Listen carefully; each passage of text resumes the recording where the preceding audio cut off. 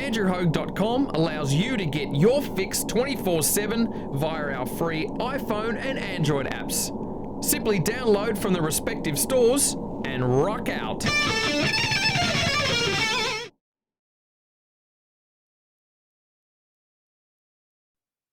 Munky in the house, or do we prefer to call you James? What do you prefer?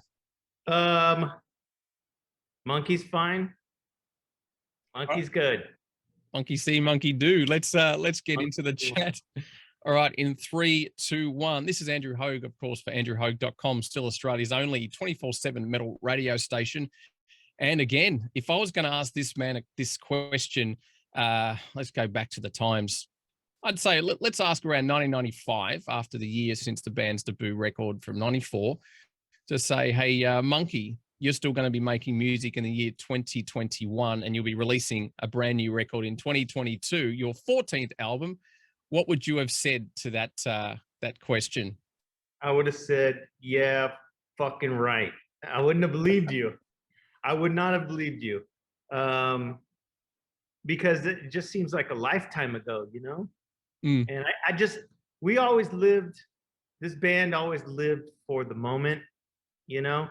It wasn't until we've recently had big families in the last 7 or 8 years where we started to think about our actions today really are affecting our future, you know?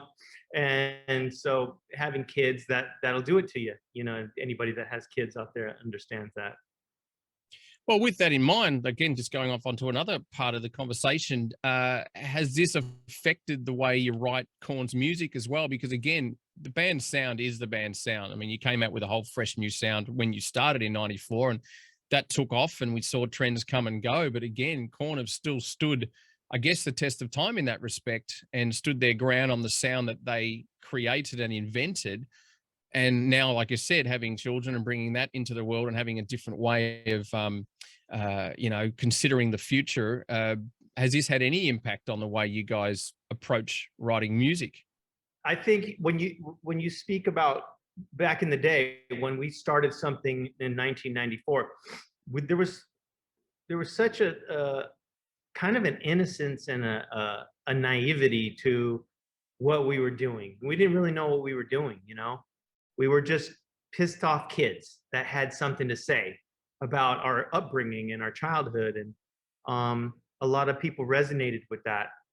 But then after the first couple of albums, you know, we noticed bands starting to kind of emulate us, which made us mad, frankly. It wasn't until about our third or fourth album when we thought, we've done something cool and other bands like it, you know, and it's flattering. And it's that kind of looking back on it, it was a little, you know, we were breaking ground. We didn't really realize it at the time. But then we started to kind of develop, I think, a better sense of songwriting, just being in and out around the studio and playing together, playing live, testing songs out, whether it's, you know, in the studio recording it, listening back, or playing it for your friends, or playing it, you know, if it made it on the record. Some songs never really translated live. They kind of fell flat, and that was a bummer, because here you are in the studio and you're rocking out and everyone's into it, and you take it to the stage and then people are like, it doesn't translate sometimes. And it can be something so small, like it could be the tempo. It could be the key. It could be just a combination of things. But I think with all that experience moving forward into the future, it feels like we're on a more of a mature path. I kind of trying to avoid the old Heritage Act, maybe I would say. But that's okay. I'm happy to be in that position and in that seat where I can consider our band a heritage act, because we've been around for 27 years. Like you said in the beginning of the interview, I would have never thought in 1994 we would be making our 14th album. So we take it with so much gratitude these days now. And you did mention before, like you said, you created a whole new sound, which was somehow dubbed by the media, not the band itself, that it's new metal. I mean, not every band comes out and creates their own genre.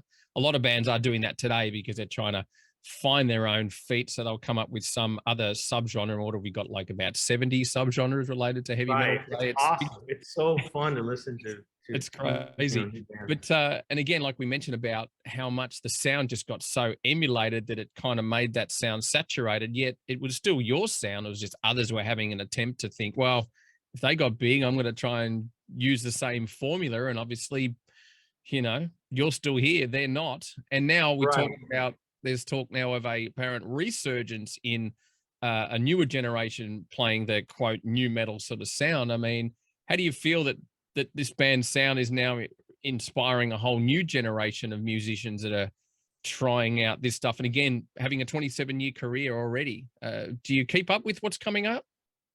A little bit. I listen to a little bit of radio at home here in LA, and it moves so fast, and a lot of, like you said, a lot of genres, a lot of subgenres, and a lot of it's blurring the lines between genres, which is what I love. And I think that's what Korn has always kind of tried to do. We've always kind of tried to up the bar or see how far we could push the listener, and our fan base too, without alienating them and making them feel like, what the fuck are they doing? I can think of a couple of records, but I won't say it. People probably already know what those are. Korn records, you mean? Because I was going to ask you. Yeah, Korn records. Some of the ones where you've just gone, what were we thinking? Do you want to name them? Sometimes it's just for fun, and then it gets, people like it, and then they take it seriously, and then, I don't know, they get upset when it's not in the set list or something. Here's a song that I'll give you an example. Here's a song that took off that I was like, no, I can't stand it. And I remember there was a couple times on stage where we were playing the song, and Jonathan was like, this is one of our biggest songs. And he's like, get over it. And I'm like, I can't, I fucking hate this song. And it's not our song. It was Word Up, when we did that cover. And so many people at the time liked it. And I was just like, we recorded that song as a joke, like, let's just have some fun here today. Let's do something totally. And then, of course, the record label and the manager and agent and everybody said, oh, it's so cool. It was a big hit. We should, and I was like, no. I think I might have been the only one that felt this way, though. I can't speak for everybody it's still a fun song, and it shows a lighter side to the band. But getting back to the subject, I forgot what I was talking about. That's all right. We're just talking about, the sound and how much you guys have inspired newer bands as well. Yeah, I think generation. Yeah, I think, when we grew up and we noticed bands like the Red Hot Chili Peppers and Faith No More and, Mr. Bungle and those types of bands from the Bay Area, Metallica, where they were doing their own thing, and it was just so different it was such for rock and metal, especially when the album The Real Thing came out, and then Angel Dust to follow. That had such a huge impact on us creatively, because those guys are just phenomenal musicians and people in general. Faith No More. And I remember thinking, man, this stuff is so inspiring. Hopefully one day we can create something that's, has such a magnitude. It will inspire other musicians and inspire people and provide them with, memories when they listen to our songs. Well, here you are 27 years later. And of course, the new record, album number 14, Requiem, is coming out. Now, I read a recent interview where Jonathan said this was one of his best experiences recording and writing this record. So has the process changed for you guys over the years? I know we mentioned earlier on about having families and things like that. And obviously in a situation we're currently in with this pandemic, bands have found different ways to, write music and create. So how was the experience for you penning this new album together? So we were, in the middle of this lockdown, I'm sure you guys experienced too. And still are. You are? Oh yeah. I'm sorry. Yeah, we are too, but there's less of a psychological mind fuck over it all. It's just like the anxiety has lifted a lot with at least vaccines and people, whether they want to or not, at least there's a little bit of hope now. But when there was no hope last year and this shit started, we thought we need to either, if we can't tour, we need to get in the studio and write some music before we all go crazy. Really, that's how we felt, because we're so used to having the whole world as our playground when we go on tour, and just we took freedoms basically. Yeah, just like we took it for granted, and then here we are in our homes locked down, and it was frustrating for me. I was having some mental health issues, honestly, and just feeling claustrophobic, and just having that fear of anxiety when I leave the house. And I got a picture, and like, I don't know, last year on my Instagram, where I'm like totally wrapped up in goggles, and because I'm going out for fucking milk. It's like, and I was just a basket case with just trying to worry about. So I was like, we got to get in the studio and try to write some music and alleviate this feeling, because nothing helps me, and I can speak for the other guys in the band, is like writing music and playing music with each other. It's like this time capsule of where time doesn't exist, kind of almost like a spiritual kind of experience, where you can put on your headphones and listen to it and just lay back, and the outside world fades away. And no matter how dark it was, no matter how grim it all seemed outside, here we were in this little studio in California writing music. And the beautiful thing also about it was we didn't have a record label at the time. We just went in on our own time and our own budget and wrote these songs. And then after the label heard them, then they said, okay, we'd love to have this record. But that was sort of that freedom, not having a time restraint, not having, we didn't have to pay anybody. We had an engineer and a guitar tech, and that was it. We own the studio, and at this point we own all the equipment and everything. So it was very liberating to get in the room and write these songs, and having Jonathan there every day, which was different for us this time, because most albums he'll come in later. He'll sit in and listen to the songs once the track musically is created, and then he'll kind of weave his lyrics around our changes and little bits of music. But this time I feel like the songs feel a bit more mature, because he was there at the creative process, making changes with us. Like, oh, you know what? Monk, can you move this note up to here instead of here, because I could sing over that better. We never had that before. He's just in such a happier place these days to be on a creative vibration with us, and we're so grateful for it. I think it reflects in the songs on the album big time. I noticed it is a bit of a shift in the record as far as the energy of the album, and I was going to talk to you a bit about, Jonathan's lyrics have always come from obviously his heart, but also from a place of, I guess, a tortured soul in some respects as well. Yeah. And as you mentioned, he'd go off and do it by himself. Did having you guys around when he was writing that change his outlook on what he was penning? Because some of the stuff can be pretty dark, and when people focus on those certain things, it can also keep you in that state of mind, which could be a positive place or a negative place. So Did you overlook some of those lyrics and say, where you at with this, or he just sort of keeps them close to his chest? There's two parts of this. So he would sit in while we wrote the music, and then after that, he would get in alone and listen to the songs, and then write the lyrics and then sing them right away. Okay. So having him in the studio while we wrote the music sections, there was no surprises, you know, there's nothing jumping out going, oh, I don't like that. What am I going to do here? Having him in the room while we wrote the songs,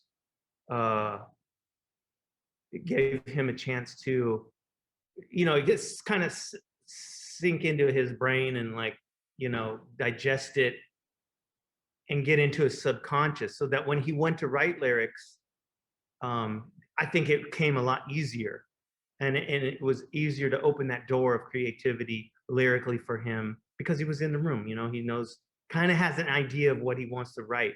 Now he didn't share a lot of that, but he would walk around while we're jamming on a chorus or something with his phone and just hum like a melody lines for maybe something, or maybe a few lyrics or something to spark him when he got into that moment alone with the songs and could write and sing. One important question is the longevity of the band is already there, but how have you managed to keep majority of the lineup together? I mean, it's pretty much still 3/4 of the band minus David. It's, I mean, there's bands that, you know, have a 10-year career and they lose 3 or 4 members. I mean, but for 25, 27 years, what is it that keeps you guys in your relationship together aside from music? Because it's pretty massive. Like people say, it's like a second marriage. And what do you think it is that's kept you guys together all this time? I know Fieldy's gone off for a while, and I hope he's doing well. But just tell us some of the reasons what keeps you guys connected as people, music aside. I think having some sort of balance at home, you know, always having like loved ones at home that you can connect with, because things can, you know, I always tell people, we communicate pretty good, you know, not the best, we're not the best communicators, but we are good with, you know, pushing each other, and we know each other's threshold of when something's too much. And I think we learned that early on in the day when we were touring our first couple of albums, and you know, we're all in a bus together, we're all hungry, we all miss our girlfriends and our families, and that sort of pressure can break bands up, especially when you're touring for 6 months at a time. You know, our first album, we toured, I think, 18 months without coming home. And I don't think a lot of bands kind of last long, because they kind of, if they don't communicate, the resentment will build up, just like any other relationship. If you don't communicate, and I think that's the key to our longevity. And that everybody pulls their own percentage of weight, meaning, you know, we're all pulling 20%. You know, if you can't, I will pick up the slack, kind of thing.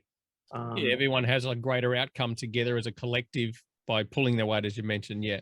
Yeah, we try to be a team, and it's, you know, try to let others, like, just let go of the control and let others help when you need it and ask for it.